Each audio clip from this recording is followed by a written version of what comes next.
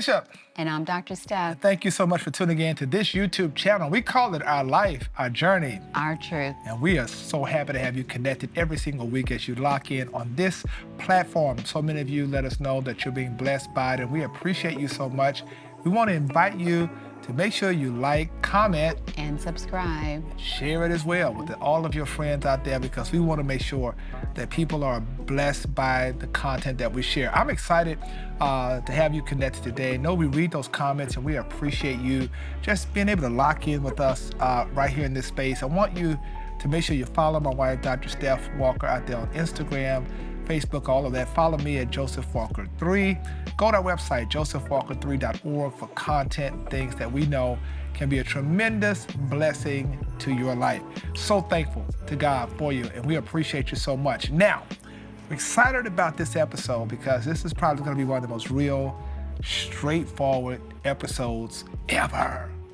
We're going to talk about something that everybody deals with: exhaustion. Now, there is a tired, and then there is a tired. When you're tired, it's tired. Yeah. And what we're going to talk about is, like, how do you navigate that space when you are exhausted and you still have to produce at a high level? You take the necessary time away, but there is always this sense that if I'm exhausted, then maybe I cannot function. Maybe I'm no longer going to be effective.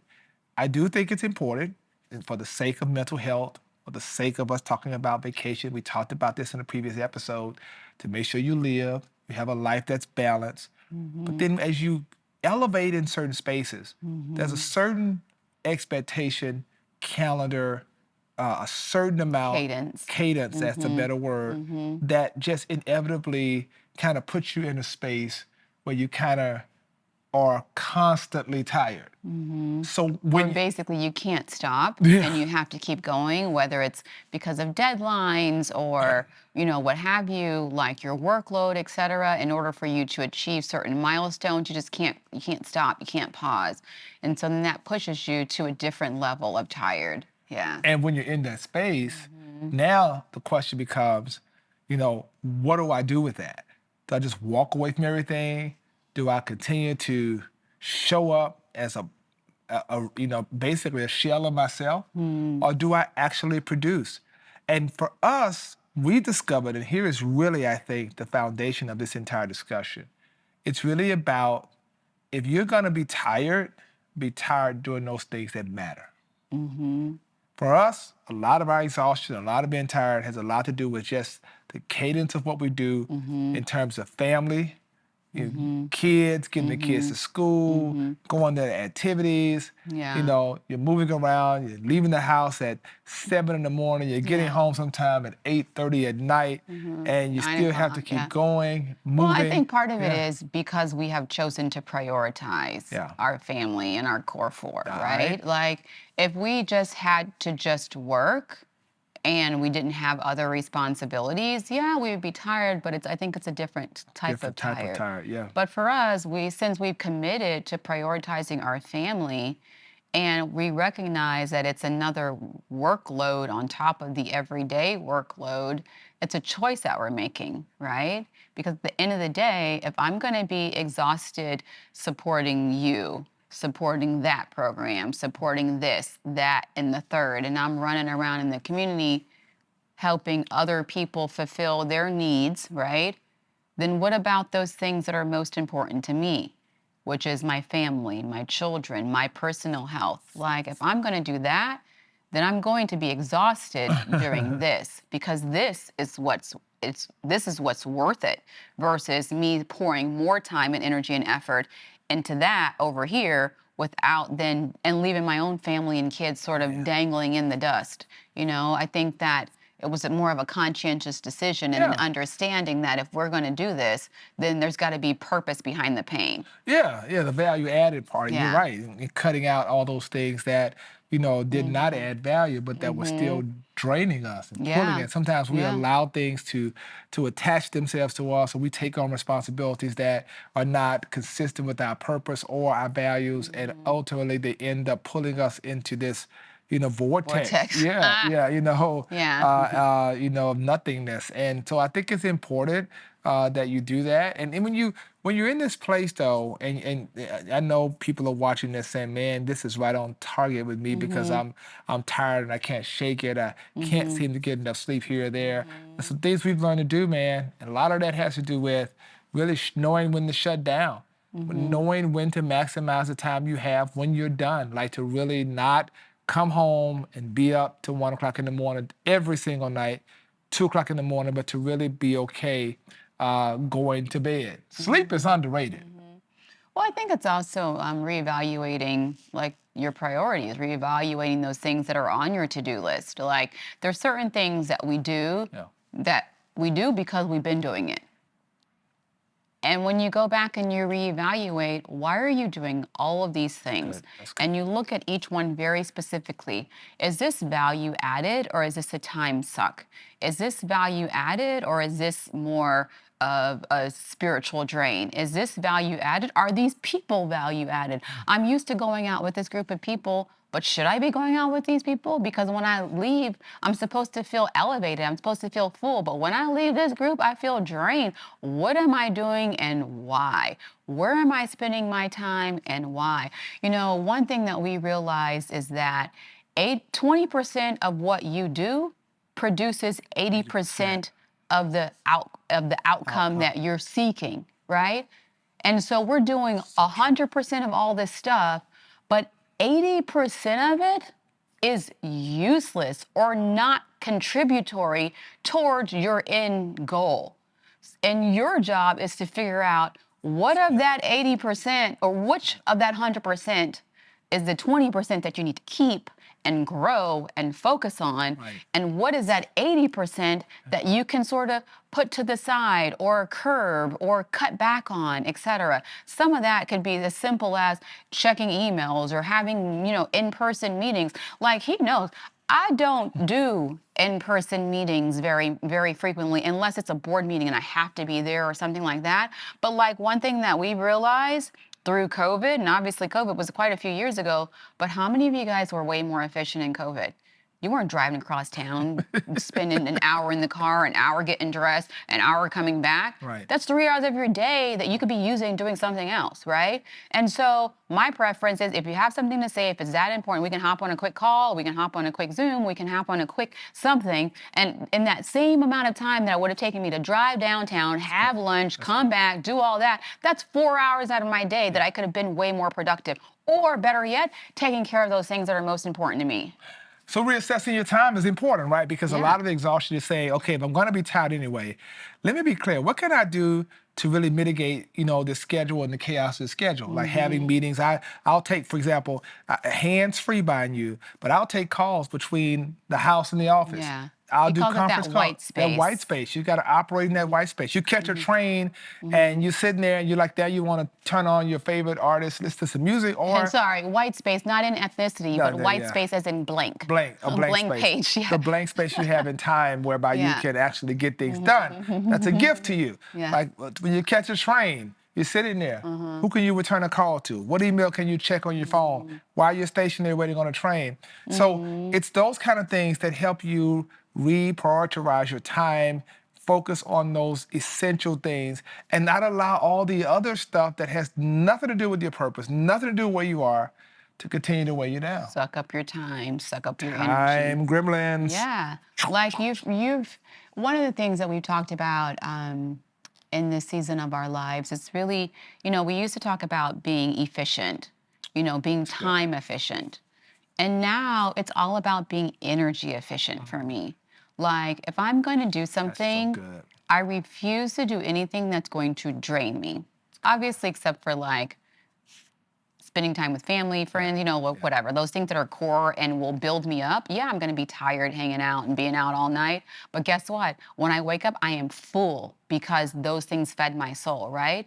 But like if something is going to, drain me or take too much energy, like even phone calls. Oh my goodness. Like I monitor my phone. Like if I don't know who's calling, one, I don't answer the phone if there's no phone name identified. That's true. And two, sometimes when there is a name identified, I have to mentally assess, do I have the mental and spiritual capacity right now to talk to this individual based on historical context. And sometimes I just don't answer the phone and I'll send it straight to voicemail, and I will return the call when I'm in a space and a place where I can do that, where I can spend that time and spend that energy. But I'm not just throwing energy away, whether it's work, relationships, friendships, like anything that you're doing. Remember, there is some sort of emotional attachment in some way, shape, or form. It does something to you. Does it fill you? Does it drain you? Does it add value? Does it take away value? Does it lift you up? Does it not? Yeah. Pay attention to those things in terms of what you're spending your time on. Woo, couldn't have said that any better than that. I think that's important, right? I think as you begin to reallocate your time, begin to reprioritize your schedule, you begin to realize that you could actually do this. And it's not difficult. It is a little difficult, but it's not as difficult because people who operate at high levels every single day make this happen. They make decisions. They know how to say no. They know that their yeses have to add value to something else. So it's all about how do you create that time. Now, let me tell you off the bat, you can't do this if you don't have the time well. You can't do it. If you don't manage time well, go over to Mount Zion's YouTube page, check out time management. I taught a whole Bible study on that recently. Because how you manage time determines whether or not time is going to manage you. Figure that out. So I think a part of just being exhausted is saying, okay, how can I accomplish? There's a thing, I read a book, and there's a thing called coupling. And that's when you take something you don't necessarily enjoy as much, and you couple it with something you enjoy, and you could actually do two things at one time. Well, it's not doing two things at one time. It's actually, yes, it's taking something that you don't want to do, coupling it with something that you do want to do, because what you're doing is, on the back end is usually the thing that you want to do. Right. And so you have to go through the thing that you don't want to do in order to get what you want. And so it's almost like dangling a carrot at the end of a difficult task. Yeah. And so that's how you want to link things that are difficult for you, but that are necessary, right? You want to put two things together, something that you enjoy with something that you don't, so that, like it makes you, it's like a reward system. It's like an adult reward system. Yeah, that's so true. And so I think that when you do that, I think you can afford to do it because it gives you your time back. Yeah. The fact that I do my devotion and work out at the same time, it gives me my Monday morning back. I can sit outside and just be still and hear from God. That's what I'm saying. You gotta be intentional about some of the things you do. One of the things you have to own too is when you're tired and exhausted, sometimes you can be a little irritable, right? This one right here. Look, see, same time we said that. This one right here. Ooh, Lord Jesus. I know, admittedly, like when I'm tired and I'm exhausted, you can see it and you can feel it, which is another point, right? Like, don't get to the point where you punish the people that you love. That is. With your emotional and physical response to what's going on in the outside world. So they're making you exhausted, but your family is suffering because you're bringing that attitude home, right? Like one thing I noticed even as a parent, and I had to like wrap my mind around this and fix it fast. Like the only time that I usually yell at my kids is when I have something else in my agenda that has nothing to do with them. That's good. I'm trying to hurry to make them hurry up and get dressed, eat, go to bed, do whatever I need them to do in that moment because I have a timeline set before them. That's good. That has nothing to do with them because I have a meeting or I have a call or I have to get out the door or I have to do something or I've been working all day and I'm exhausted and in my mind I need to go to bed by 8, but they want to stay up till 10, And so like it has nothing to do with them and they don't deserve that. And so I have had to learn how to reprioritize my day so I don't come home exhausted and basically spilling that out on them. Yeah, so I mean that's and or him. Yeah, allegedly. But I know. But what we've learned to do is really like kind of help take the load off of each other, right? Sometimes when both are exhausted, you have to say, look, what can I do to help alleviate some of the weight of responsibilities around the house or just in life general to help my spouse, to help the person I live with, to make sure that they don't have to carry that load. Because it's one thing to be exhausted and then to be exhausted again because you have to come in and do things that could have been done before you got there. I think I do a pretty good job of that, huh? Yeah. See, yeah. I think so. No, he does a great job of that. I think part of it is, one, getting to know your spouse or significant other, and stepping up without being asked. That's good. And it's basically like reading the other person, reading the individual, making sure that, like, I shouldn't have to ask you. If you know that I'm tired, I've been working all day, I shouldn't have to ask you to feed the kids. That's right. I shouldn't have to ask you to clean up the room or make the bed or what have you if you know I'm going to be gone all day, right? But it works both ways. Yep. So it's all about, having a sense of camaraderie as you walk through that. And, you have to know your team. And when one person is weak, another one is strong. But at the end of the day, it's what it is. And people are working through this every single day. So if you're exhausted, you're tired, this isn't the time to just give up and say, I can't do it or whatever. This is the time to figure out, how do you trim the fat off of your schedule? How do you reprioritize your schedule?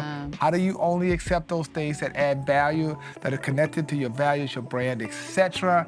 How you support each other? How do you offload certain responsibilities to help someone else? All those things are necessary. Because I know sometimes you're tired is tired. And when that happens, you gotta be real. This thing is very real out here, right? And the grind, the push, but you got to encourage each other. So that's our little 2 cents today. And I'm grateful to God for you. I hope this has blessed you to some extent. Hope it's given you permission to acknowledge it and know it's okay to say, I'm tired up in here, but I got a system. I know what to cut back on. I know to do this and do that. That's what our goal was. So I appreciate you so much for tuning in today. Thank y'all just for watching, for supporting, for commenting, and for sharing. We appreciate it. We thank you. And I'm Bishop. And I'm Dr. Steph. Until next time, let's go to sleep. No, just kidding. Peace.